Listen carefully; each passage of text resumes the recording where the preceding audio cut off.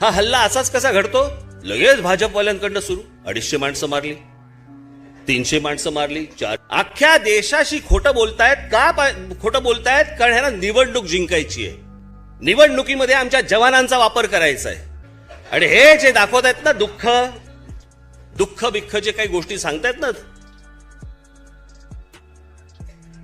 आमच्या ज्या शहीद जवानांच्या शवपेट्या ज्यावेळेला तिकडे आल्या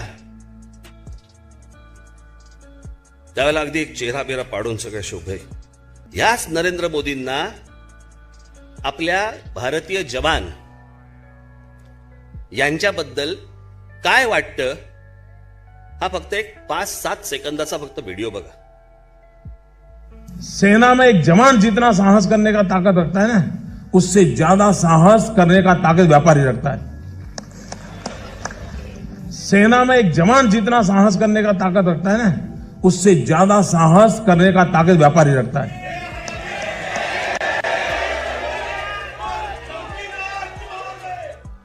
हे खरं स्वरूप आहे यांचं. आमच्या जवानांपेक्षा व्यापाऱ्यांचं शौर्य जास्ती मोठं. राज ठाकरे यांचा प्रत्येक शब्द आज खरा ठरतोय. आपल्या देशामध्ये जेव्हा युद्धजन्य परिस्थिती निर्माण होते तेव्हा हे सरकार भारतीय सेनेला महत्त्व देत नाही. हे सर्व क्रेडिट स्वतः घेतात. प्रत्येक वेळेस जेव्हा जेव्हा निवडणुकी येतात तेव्हा तेव्हा देशामध्ये कुठे हल्ले होतात तर कुठे युद्धजन्य परिस्थिती निर्माण होते. पण निवडणुकीच्या अगोदर ही परिस्थिती निर्माण होतीच कशी? आता काही दिवसांनी बिहारचं इलेक्शन आहे आणि मनसेचे अध्यक्ष राज ठाकरे यांनी काही दिवसा अगोदरच सर्व सत्य सांगितलं होतं. कशा प्रकारे हे भाजपचे लोकांना येड्यात काढतात. आम्ही एअर स्ट्राईक केली, एवढ्या लोकांना मारलं, तेवढे लोक त्याच्यामध्ये मेले. ज्याप्रमाणे भारतीय सेनेला आदेश असतो त्याप्रमाणे ते काम करतात. पण सर्व क्रेडिट भारतीय सेनेला न देता स्वतः भाजपचे लोक घेतात. युद्धामध्ये नेहमी भारतीय सेनेचं कौतुक केलं पाहिजे. पण याच भारतीय सेनेबद्दल भारताचे पंतप्रधान नरेंद्र मोदी यांचं काय म्हणणं आहे हे ऐकल्यावरती आपल्याला विश्वास बसणार नाही. कदाचित आपण सर्व विसरलो असतो. पण राज ठाकरेंनी एकदा याच भाजपच्या बद्दल जे काही सांगितलं होतं त्याचा प्रत्येक शब्द आज खरा ठरतोय. कशा प्रकारे आणि कधी हल्ला होतो आणि या हल्ल्याचा भारतीय जनता पार्टीला कसा फायदा होतो पहा एकदा राज ठाकरेंनी त्याच्याबद्दल काय सांगितलं होतं. खास करून वर्तमानपत्राच्या. आणि सहज त्यांना विचारलं की बाबा एक 6 दिवसापूर्वीची तुमची हेडलाईन काय होती वर्तमानपत्राची? त्याला पण सांगता येणार नाही. कारण रोज बातम्या येत असतात, नवीन काहीतरी घडत असतं, नवीन तुम्ही काहीतरी वाचत असता, अगोदरच्या पाठीमागे जात असतात आणि रोज काहीतरी नवीन घडावं, अगोदरचं मागे जावं, हीच या सरकारची इच्छा आहे. मी आज खास करून तुमच्याशी, कारण गेल्या काही दिवसांमध्ये मध्यंतरी मला आपल्या अनेक पदाधिकाऱ्यांनी, नेत्यांनी, अनेक महाराष्ट्र सैनिकांनी मला काही काही गोष्टी सांगितल्या की नरेंद्र मोदींच्या IT सेलमधली सगळी ती लावारीस पोरं बाहेर फिरत असतात.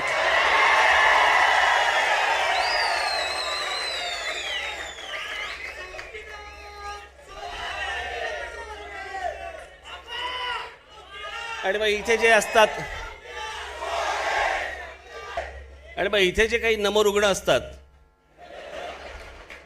ते लगेच आपले हे बघा काय काय आलंय, पाठवून द्या, द्या ढकलून. हे सगळे गवंडी आहेत, गवंडी. ह्याने वीट दिली की ह्याच्याकडे द्यायची, पुढची वीट ह्याच्याकडे द्यायची, ह्याने दिली वीट की पुढे द्यायची वीट. आणि त्या फुलबाज्या खूप वाजल्याचं मला कळलं.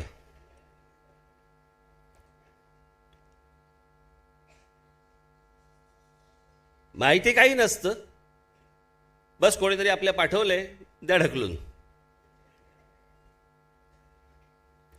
आणि मग अनेक असे मैदानांच्या कट्ट्यावरती बसणारे, संध्याकाळचा वॉक घेत फिरणारे, आणि मग याच चर्चा. सैन्य घुसवलं पाहिजेत. एकदाचा काय तो पाकिस्तान नष्ट केला पाहिजे. याला दिवाळीचा बॉम्ब बाजूला फुटला तर फाटते यांची.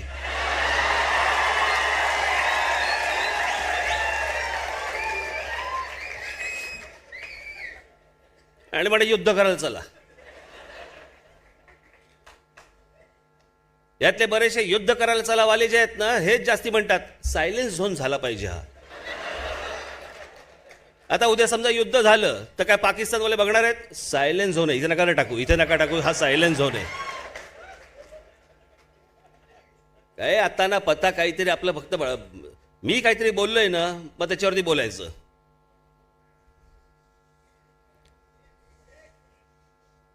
ते म्हणे ते काय अजित डोवल, राज ठाकरेची म्हणे लायकी आहे का? अजित डोवल हा माहिती तरी आहे का माणूस? मला नक्की माहिती आहे.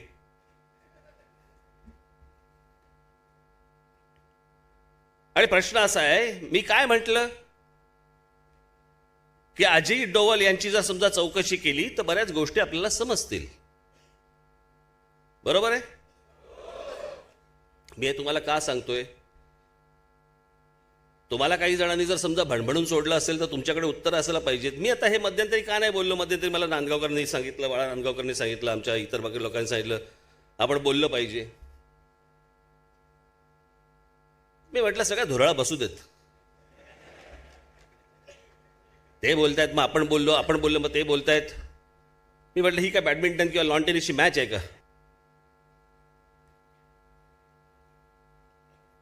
हे अजित डोवल कोण आहेत? राष्ट्रीय सुरक्षा सल्लागार. बरोबर?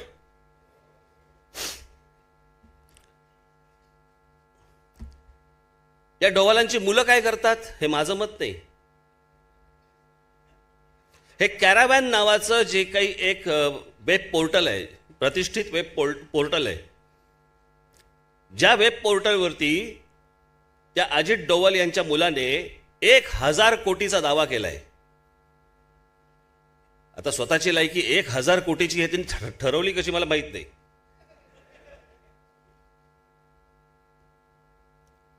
पण त्याच्यात त्यांनी काय दिलंय तर या अजित डोवल ज्यांच्याबद्दल मध्यंतरी सगळ्यांना जो पुळका आला होता ना, या अजित डोवल यांच्या मुलाचं कंपनी आहे आणि त्या कंपनीमधले 2 पार्टनर, त्यातला एक अरब आहे आणि दुसरा पार्टनर हा पाकिस्तानी आहे. दाखवा रे जरा ते.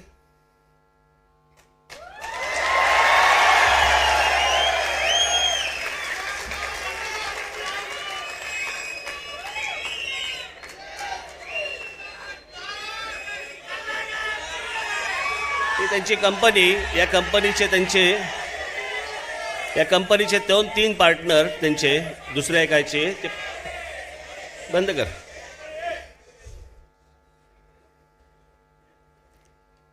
हा त्यांच्या मुलाचा व्यवसाय झाला. त्यात त्यांनी आता त्यांच्या मुलाचा पाकिस्तानी पार्टनर चालतो. पण इतर पक्षाच्या कोणाचा जर समजा पाकिस्तानी पार्टनर असता तर भाजपाने काय थैथयाट केला असता? देशद्रोही, राष्ट्रद्रोही यांच्या सगळ्या गोष्टी चालतात. आणि माझं एवढंच फक्त म्हणणं आहे, हे आता बघा ना, ते पुलवामा झालं, पुलवामा नंतर तो एअर स्ट्राईक झाला, एअर स्ट्राईक नंतर आता सगळं थंड. काहीही कार्यक्रम नसताना, प्रोग्राम ठरलेला नसताना हवेतल्या हवेत विमान वळवून लाहोरला त्या नवाज शरीफच्या वाढदिवसाला केक भरवायला का गेलात तुम्ही तिकडे?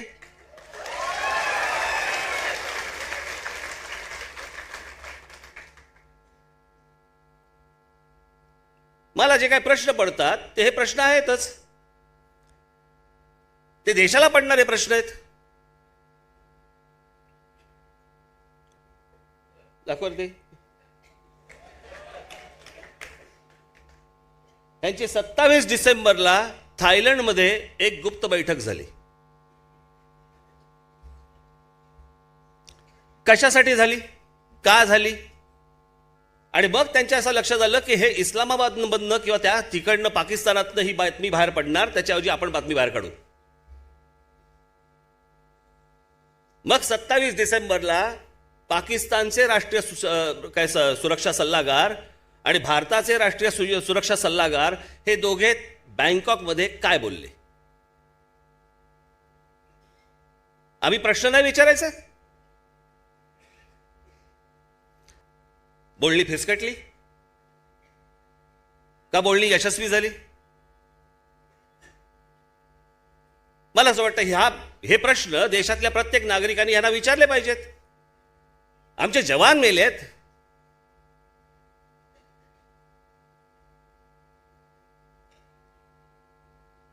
या देशातली 40 कुटुंब एका वेळेला एका क्षणाला उद्ध्वस्त होतात.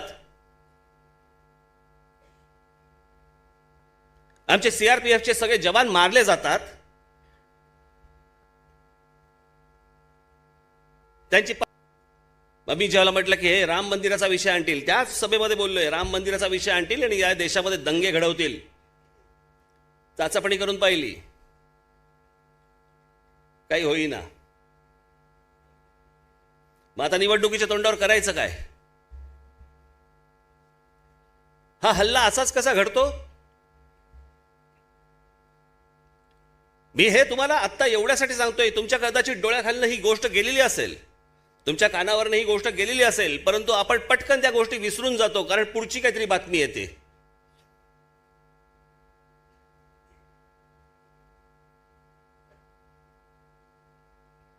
ते जे आपले सीआरपीएफचे लोक गेले ते जायच्या अगोदर त्याची बातमी आहे का रे? ती एअरलिफ्ट करा म्हणून सांगितलं होतं, जरा आहे, दाखवा जरा.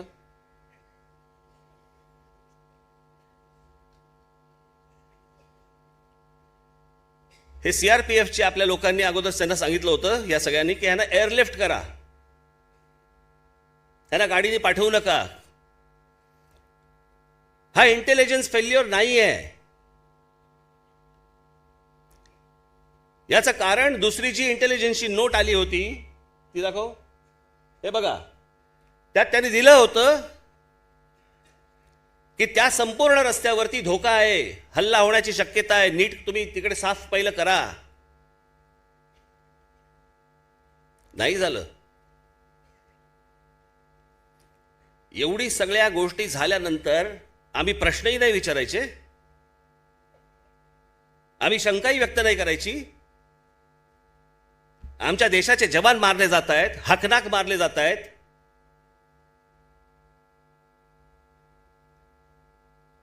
युद्धामध्ये जर समजा अशी गोष्ट झाली तर त्यांच्या घरच्यांनाही गर्व वाटेल, अभिमान वाटेल.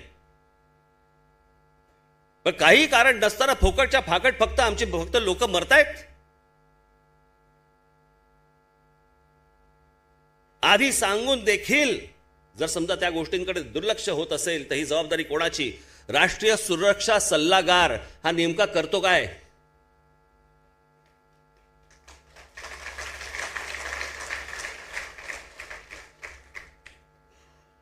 त्या पुलवामा हल्ल्यानंतर रोजचे नरेंद्र मोदींचे फोटो आलेत, रोजचे, वेगवेगळ्या कपड्यांमधले आणि स्टायलिस्ट. म्हणजे असं काही नाही की बाबा साधे काहीतरी झब्बे घातलेत वगैरे वगैरे, असं काही नाही बाबा, दुःख आहे असं काही नाही, व्यवस्थित सगळं, टापटेप सगळं व्यवस्थित.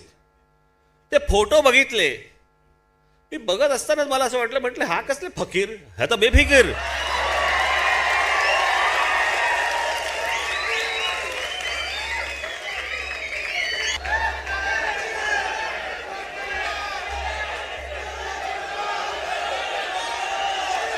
एक मिनिट, तुमच्या घोषणा बंद करा आता. 15 फेब्रुवारी, 16 फेब्रुवारी, 17, 18, 19, 20, 21 हे बघा आणि 22 रोजचे फोटो आहेत. कोणत्या चेहऱ्यावरती दुःख आहे सांगा मला? आमची 40 माणसं मारली गेली, 40 परिवार उद्ध्वस्त झाले आणि नंतर त्या याच्यानंतर कुठे गेले? ते कोरियात गेले, शांततेचा पुरस्कार घेतला. मला आतापर्यंत फक्त हे फिल्मफेअर आणि स्क्रीन अवॉर्डलाच माहिती होतं की अशी अवॉर्ड मिळतात म्हणून. हे बघा,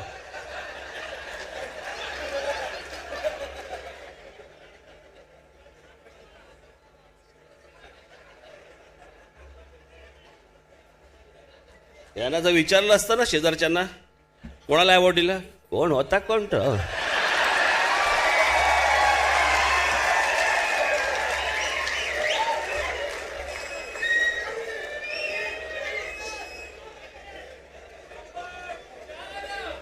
ही परिस्थिती देशामध्ये आहे, युद्ध सदृश परिस्थिती आहे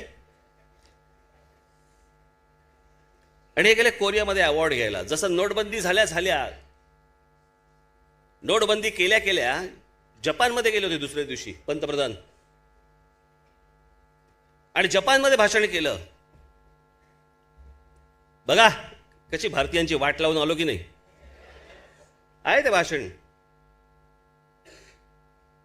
असो, मी ज्या वेळेला तिथे 24 तारखेला कोल्हापूरला बोललो आणि कोल्हापूरला मी सांगितलं, म्हटलं बघा पुढच्या काही दिवसामध्ये अजून एक मोठी घटना घडवतील. 26 तारखेला एअर स्ट्राईक झाला. तो 26 तारखेला एअर स्ट्राईक झाला. हे झाल्या हे पहाटे झालं, 3-3:30 झालं. लगेच भाजपवाल्यांकडनं सुरू, 250 माणसं मारली, 300 माणसं मारली, 400 माणसं मारली. पहिले बोलले अमित शाह. ते काय को पायलट होते का, किंवा मी विमान चालवतोय तू जरा खाली मोज माणसं.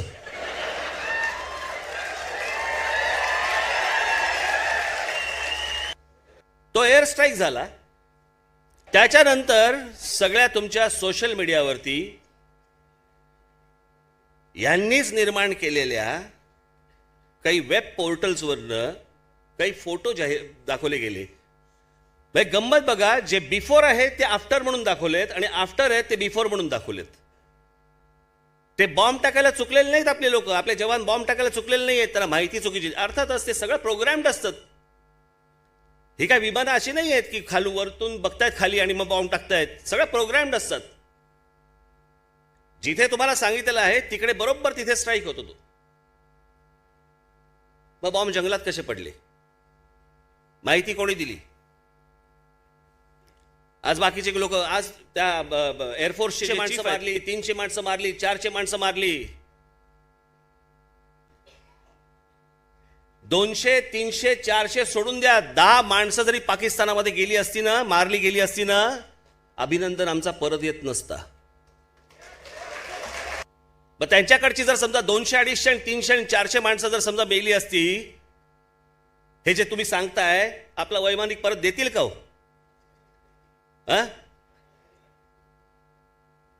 किती खोटं बोलायचं, याला काही मर्यादा? अख्ख्या देशाशी खोटं बोलतायत का? खोटं बोलतायत कारण ह्यांना निवडणूक जिंकायची आहे. निवडणुकीमध्ये आमच्या जवानांचा वापर करायचा आहे.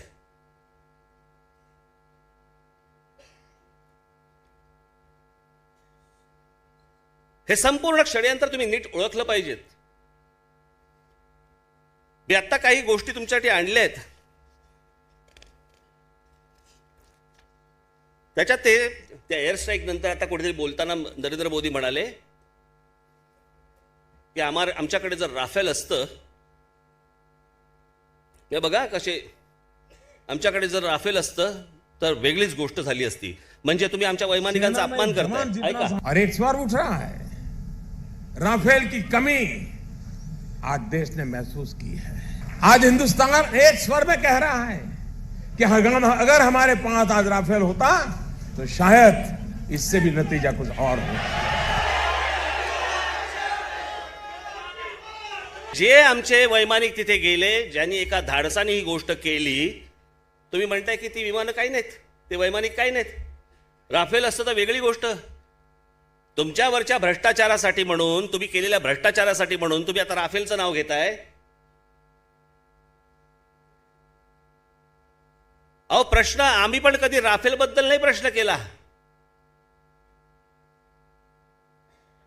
ती राफेल का राफेल, ती विमानं असतील चांगली, आमचा प्रश्न तो नाहीच आहे. अनिल अंबानीला काम का दिलं, आमचा प्रश्न तो आहे. अनिल अंबानीला याच्याकडे कोणता असा अनुभव आहे, अशी कोणती तुमची फक्त मैत्री, हे फक्त काम देण्याचं, हजारो कोटीचं काम देण्याचं, आणि 500, 550 कोटीचं विमान. मग त्याच्यामध्ये यांचे लगेच लावारिस पोरं निघतात नाही का? ती काय साला येडा बनवायला काय आहे की नाही लिमिट? आणि हे जे दाखवत आहेत ना, दुःख बिख्ख जे काही गोष्टी सांगतायत ना, आमच्या ज्या शहीद जवानांच्या शवपेट्या ज्यावेळेला तिकडे आल्या त्यावेळेला अगदी एक चेहरा बिरा पाडून सगळ्या शोभे त्या दिवशी. त्याच्यानंतर ते याच नरेंद्र मोदींना आपल्या भारतीय जवान यांच्याबद्दल काय वाटतं हा फक्त एक 5-7 सेकंदाचा फक्त व्हिडिओ बघा. सेना में एक जवान जितना साहस करने का ताकत रखता है ना, उससे ज्यादा साहस करने का ताकत व्यापारी रखता है. सेना में एक जवान जितना साहस करने का ताकत रखता है ना, उससे ज्यादा साहस करने का ताकत व्यापारी रखता है. हे खरं स्वरूप आहे यांचं. आमच्या जवानांपेक्षा व्यापाऱ्यांचं शौर्य जास्ती मोठं. मग एकदा आपण सगळ्या व्यापाऱ्यांना बोलवू आणि सांगू आपण चला सरहद्दीवर.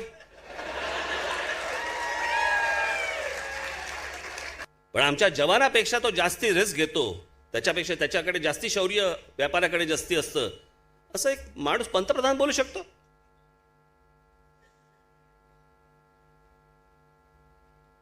या मेलेल्या जवानांची काय मनामध्ये किंमत असेल यांच्या हे याच्यावरनं कळतंय. आणि हे तुमच्या समोर येणार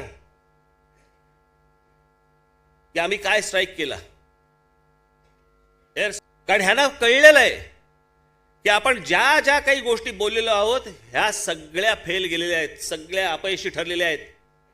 मग ते मेक इन इंडिया असेल, स्टार्टअप इंडिया असेल, 2 कोटी रोजगाराच्या गोष्टी असतील वर्षाला, नाही तर इतर सगळे जे काही ते आता माझ्या पुढच्या भाषणांमध्ये येतीलच सगळ्यांचे वावडे. काय भारतीय जनता पक्ष, खास करून मोदींचं, भारतीय जनता पक्ष तर आहेच परंतु मोदींचं काय दुर्दैव आहे बघा. पुन्हा अंगावर कोण आलं उलट, राम आणि हिंदू.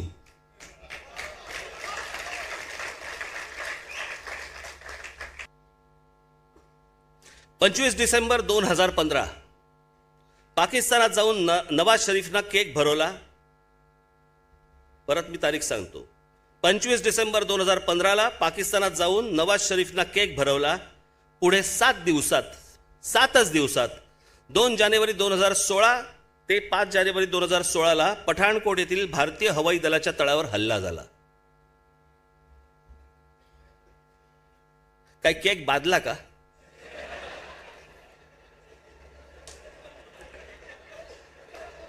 काय झालं, हात धुतले नव्हते का? असं काय घडलं? भरवल्या ओकले आपले आमच्याकडे येऊन इतक्या पटकन. पठाणकोट हल्ल्यानंतर 3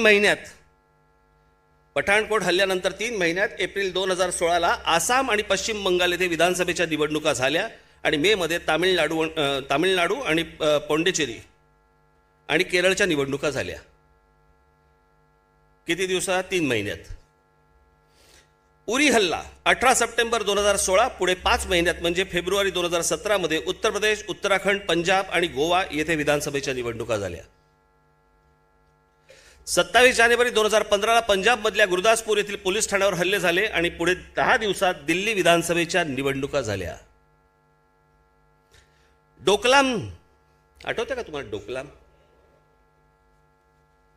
मला वाटलं ते डोकळ्याशी संबंधित काहीतरी, पण ते डोकलाम होतं. भारतातल्या माझ्या अनेक सहकाऱ्यांशी मी बोललो, मलाही कळत नव्हतं ते डोकलाम आहे कुठं. ते आहे आपल्या त्या काय हो कुठचा प्रदेश, भूतानमध्ये. भारत आणि भूतानच्या बॉर्डर आहे ते भूतानमध्ये, परंतु भूतानची जबाबदारी आपल्यावरती असल्यामुळे, लष्कराच्या पासून सगळी गोष्ट आपल्याकडे असल्यामुळे तिथे ते काहीतरी चायनीज आर्मीचे लोक वगैरे घुसले, मग आपले लोक घुसले, मग ते बरेच दिवस सगळं चालू होतं. आठवतं ना तुम्हाला? खूप दिवस सुरू होतं. आणि मग त्याच्यानंतर एक त्या सगळ्या फुलबाज्या आणि सगळी लावारीस पोरं सुटली होती.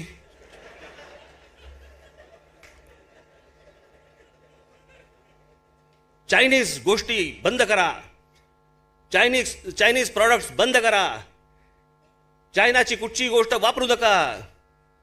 मग सगळ्या दुकानदारांना धमक्या की चायनीज हे घेऊ नका, चायनीज ते करू नका. संध्याकाळी चायनीज खात होते. नीट बनव रे, मस्त बनव आहे नूडल बिडल.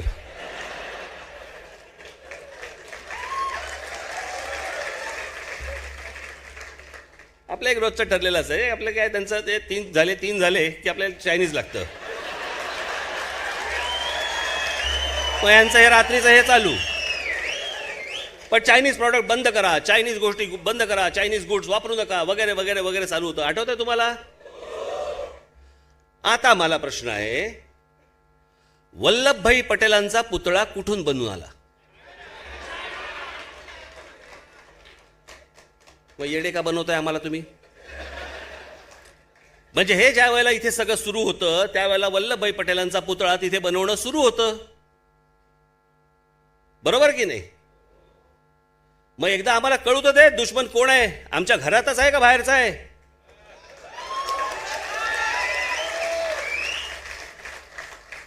हे ज्या ज्या गोष्टी करणार त्या देशाच्या हिताच्या, आणि दुसरे कोणी काही बोललं की देशविरोधी. हे गद्दार आहेत, देशद्रोही आहेत, हेच ठरवणार, पाट्या हेच लावणार, यांची लावारीच पोरं.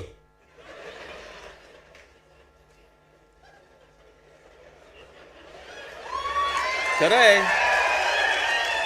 ते कोण काय असतात ते त्यांना आईनं बाप कोण आहे काय कळतच नाहीत, आणि मग खाली सगळ्या फुलबाज्या असतातच. एकाला एक फुलबाजी लागली की दुसरी पेटवून दुसऱ्याला लावते ती, आणि मग सगळ्यांचं झालं की घरी एकटे आपले फिरत बसतात.